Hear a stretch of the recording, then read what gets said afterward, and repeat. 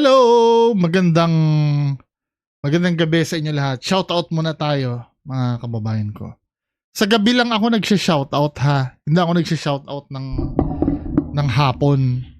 So ito yung mga magpapa-shoutout. Si Sir Neil Lester, hello. Ma'am Katrina Love, hello. From New York City. New York City. Shoutout daw kay Ma'am Margaret at Sir Andy. Hello, um, Sir Andy at Ma'am Margaret. Sir Humpy Dumpy from Saipan. Saipan. Ma'am Lynn Sudo, hello.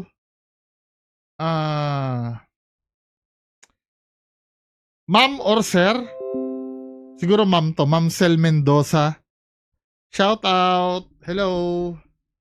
Nag-binge watch ko na old videos. Inaabangan ko new vids mo daily. Salamat, Ma'am. Ginagawa kong background sound while working dito sa Dubai. Gustong gusto ko humor mo, crush na kita.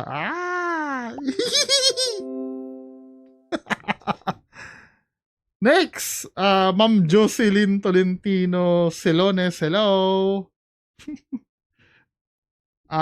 Sir Ranmes, hello. Sir Joban Gamyao, Sir Patrick Pelin, Sir Ivan Flores Vlogs, Sir Jules, hello. Sir Erwin Rafael, Sir Michael Mateo, Sir Matthew Valeriano, hello. Ma'am Lourdes Ambrosio, hello, shout out. Sir Ernesto Sobero, hello. Sir Domingo Arador. Sir Hachigala, sir. Sir Mark Ivan Javier. Good evening po. Sir Godofredo Mingoy. Hello po. From Lucena. Ano ka na to? Sir Eric Bernabe. Sabi ka na, bakit kay Just Clint video? Sobrang active ng spirit box at mga ibang gadget. Nun kasama na si Sir Ed Kalawag andalang na. Takot yata mga elements ito kay di ba? Di malay mo naman, di ba? Anyway, unahin natin ito, no? Itong mga ni-request sa ating video. Mga video. Una ito sa, alam ko na-reactan ko na to, sir eh. Sino ba nagpapareact na ito? Wait lang ha. Si Sir Angel Pancho. Alam ko na reaction ko na ito. Ito yung ano ko lang to tapos lalagyan natin ng filter. Ito parang yung biglang may lilitaw.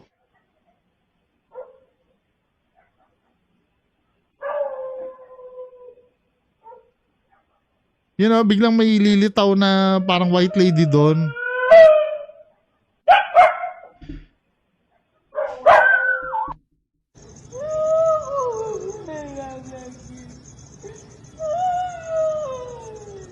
Unang-una, ito no, na ang unang observation ko dito, ito ay fake. Ito ay tawag diyan, staged. Kasi kung makikita mo, umpisa pa lang nagvi-video na siya eh. Then biglang lilitaw yung white lady. Tapos nung nakita yung white lady, hindi naman natatakot yung nagvi-video. 'Di ba? Kahit anong reaction, wala yung nagvi-video eh. Kaya ito ay fake eh, biglang may lilitaw na white lady.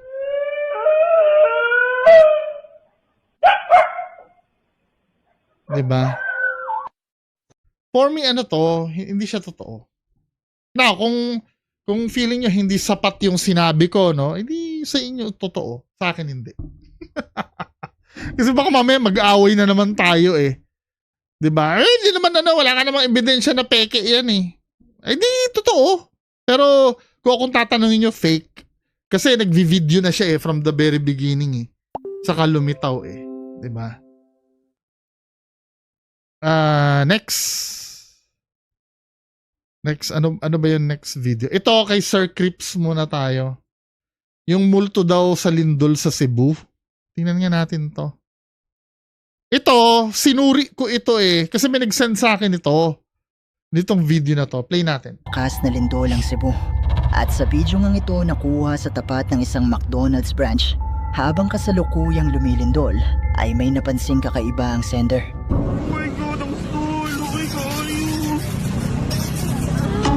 Sa umpisa pa lang ng video ito ay makikita na ang isang itim na imahe na animoy isang tao na hindi gumagalaw at nakatayo lang malapit sa bintana ng gusali. Pero matapos na mawasak ang mga bintana ay naglaho ito at may isang kakaibang imahe muli na makikitang umangat mula sa sahig.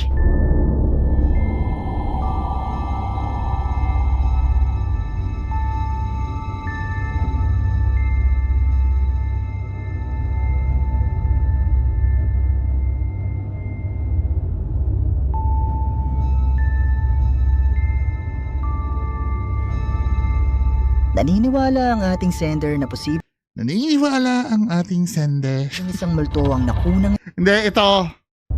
Sinearch ko ito. Wala akong nakitang video na yung ganito. Tsaka kahit sa news, napakagandang shot nito eh.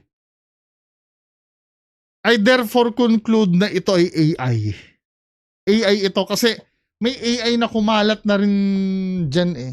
Kasi parang kinrap yung video niya. Kinrap yung video niya. May nakikita ka motor dito oh. imahe muli na makikitang umangat mula sa sahig. Tamo ha?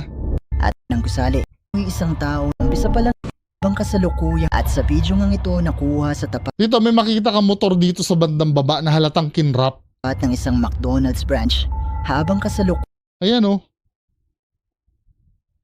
lumilindol ay may napansing kakaiba ang sender. Hindi siya totoo, AI siya. Now, ano yung tumayo na yon? Bintana ay naglaho ito at may isang kakaibang imahe muli na makikitang Yung umangat na yun, artifact ng AI to. Hindi perfect yung pagkakagawa ng AI. Kasi kung titingnan nyo men ha, at nakatayo lang malapit sa bintana. diba, nung nagbagsakan ito, Tapos na mawasak ang mga bintana ay naglaho ito. naiwan na suspend itong isa. Imahe muli na makikitang umangat mula sa sahig. Naiwan itong isa. May mga kumalat niyan eh, yung McDonald's na AI eh. Dito pa nga lang sa quality nito, AI na to eh. Ganyan nakalupit ang AI ngayon mga men. Tingnan nyo hanapin ko yung yung ito yan eh oh. Ito AI to. Ito yun. 'Di ba? Ilang segundo lang. Ito yung full version niyan. Yan na yun. Kaya napansin nyo 11 seconds lang yung video. 'Di ba? Wala namang ganyan motor na AI yan. May isa pang version yan eh. Dito yung may tatayo oh. 'Di ba? Error ng AI yun yung parang nakita na yun. Meron pa dyan, may AI pa dyan. Ito pa yung isa, ito yung isa oh. Ito yung isa. AI din to. Oh, may bike. Ito naman, bike naman yung umaandar. Pare-parehas yung nila, yung sounds. Tingnan natin yung sounds nung kay Sir Crip, same ba? Ba ang sender?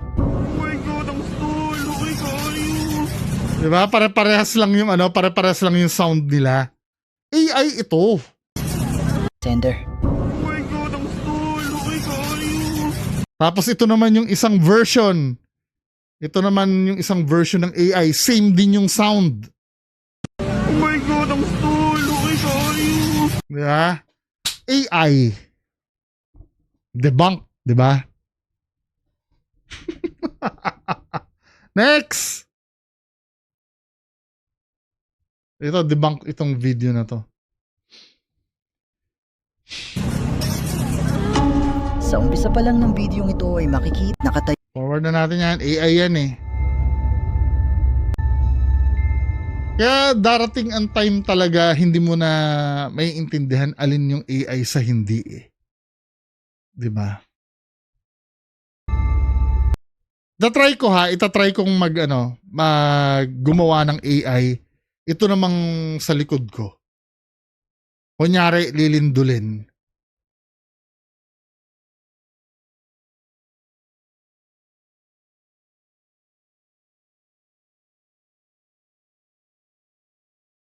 Di ba? Parang totoo, no?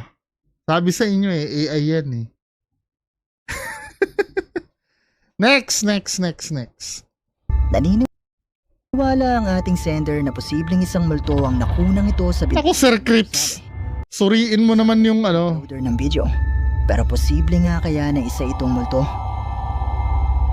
Malaya kayong i-comment sa ibaba ang inyong mga opinyon.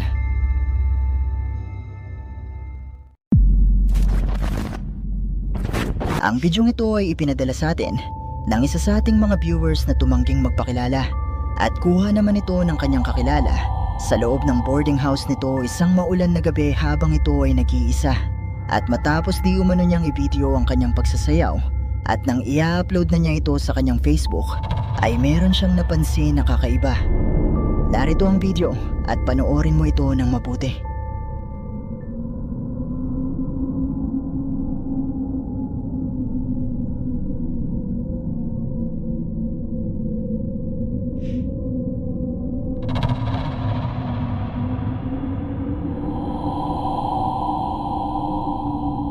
Yun na yan, yung multo. Umiilaw. Pwedeng may nagsuswitch ng ilaw sa likod eh. May kamay.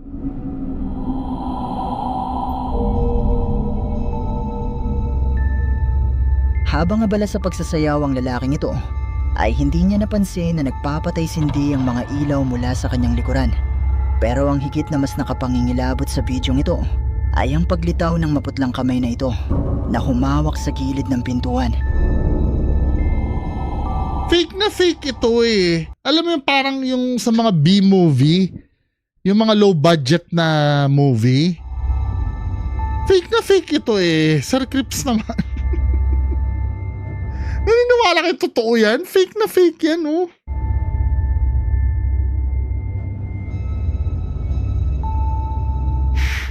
Ayon sa ating sender ay hindi naman di umano edited ang bidyong ito. Edited? At mag-isa lamang ang lalaki nung mga oras na ito sa loob ng kanyang boarding house. Pero posible nga kaya na isa itong multo? Hindi. Malaya kayong i-comment sa ibaba ang inyong mga opinyon. Masyado naman ang obvious yan. Okay na yan Hindi na Pinoy yung susunod oh. Next. Ito, pinareact sa akin ni Sir Chester Zara. So ito ito naman psychic si Ma'am Joby Vargas. Kabarkada ito ni Ma'am J. Costura eh. Sabi daw tawagin ko daw Ma'am eh. Si Ma'am J. Costura at si Ma'am Joby Vargas. Nagkulab na itong dalawa eh. Nag-ano nga sila doon eh. Nagsapawan sila eh. Yung pumunta sila sa isang lugar. 'Di ba? Yung parang haunted house yata yun, yung sa San Rafael, sa Sempio Mansion. Anyway, panoorin natin. Kapag hindi niya naayos ang problemang ito, may posibilidad na magpalit tayo ng presidente at hindi niya matapos ang termino niya. Dapat parusahan. Pag di ba, yung pag nagsasabi ka na may posibilidad, tamo ha, ang sabi niya psychic daw siya. Ito, komentaryo ko lang naman to. Ngayon, kung maniniwala kayo na totoo si ma'am, maniwala kayo. Ako na nagsasabi, ako yung wag niyong paniwalaan, ha? Para wala na tayong away.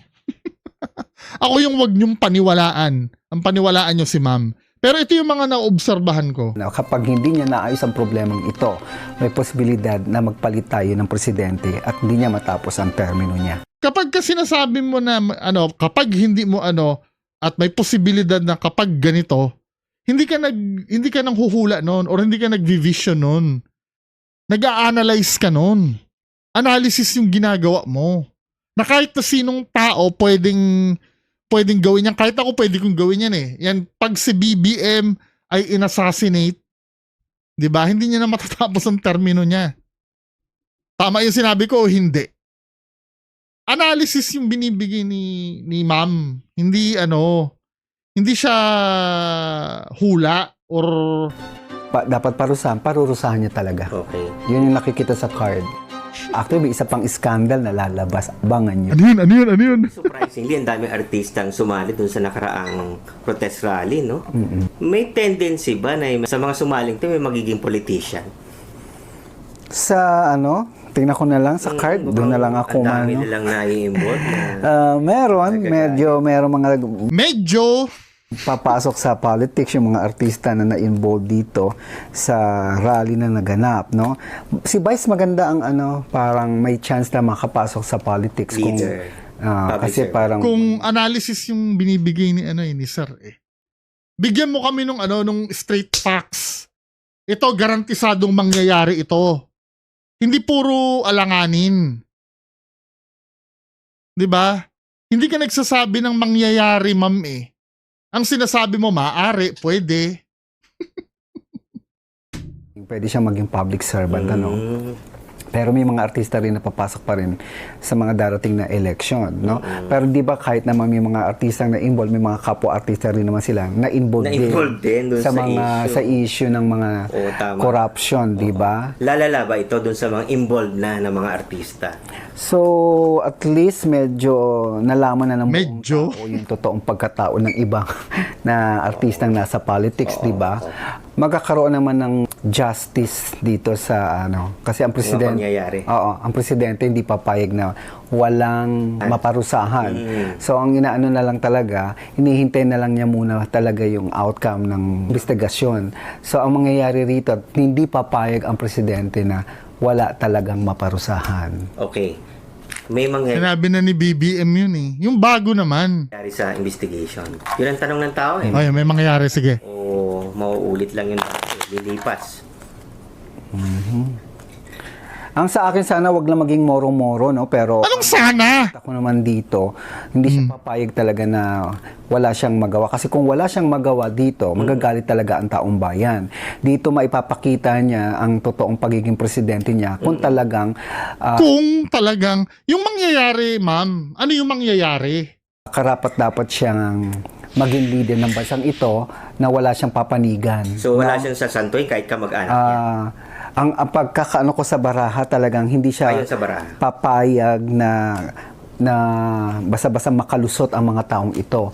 So talagang gagawa talaga. Masyadong safe yung Na may maparusahan talaga. No, kahit pa ito'y kamag-anak niya, kahit pa ito'y kaibigan niya, kahit pa ito'y malapit sa puso niya. So kung talagang merong ginawang kasalanan, Hindi, ma'am, wag yung kung talaga, kung ano. Ang hinahanap namin sagot, meron ba? May mapaparusahan? Hindi yung, kung ganito ang gagawin niya, kung ganyan.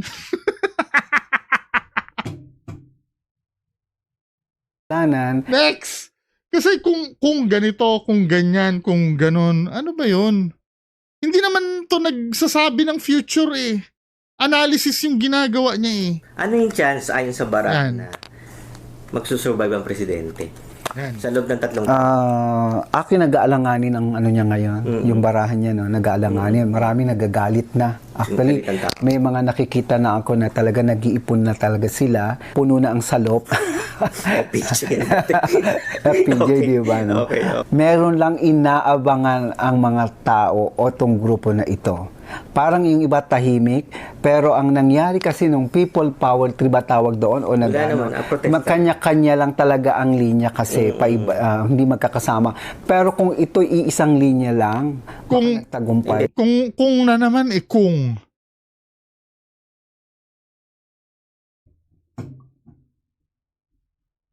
Sinong pinakakurap ito? Kamatindi ata ang korupsyon. Golden Age. Oo, ito. Sa lahat ng naging yung mga presidenteng naupo, 'di ba? Hindi ganito katalamak. Ito yung Siguro pinaka naipon kasi. Naipon. ito ilang taon pa lang, o tatlong Tatlong taon pa lang, pero ang pinag-uusapan na natin dito, billion, o trillion na pala.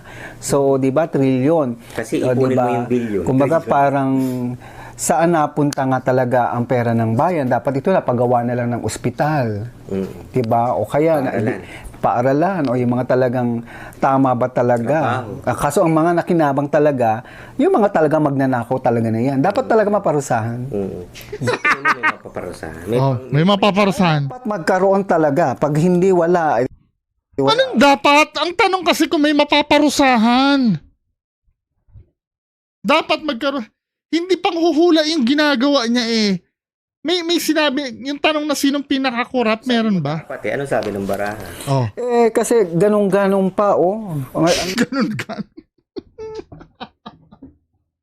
Next! Galit na ang langit. What do you mean? Papayag kaya ang tao niya na kalimutan na lang. Hindi. Baraha. May mga tao na hindi papayag talaga. Medyo galit na galit yung mga taong bayan ngayon. Kasi nga, nagkataon lang may bagyo tayo. May mga disaster, kaya medyo tumahimik, ano? Pero, nagsusumiklab pa ng galit ang mga tao pa. No, hindi pa to tumitigil. Hindi kaya, makikita mo na yung pati yung bagyo, yung Mother Nature, nakikisama eh. Kung nasaan yung problema, doon nagko-concentrate. Wala naman siya tinitingnan sa baraha eh. Ito yung taon May na paliwanag ng talagang... pag-asa. Wala siguro. Tapos ito, pagbabasehan na lang natin yung chapter ha. Katulad nito,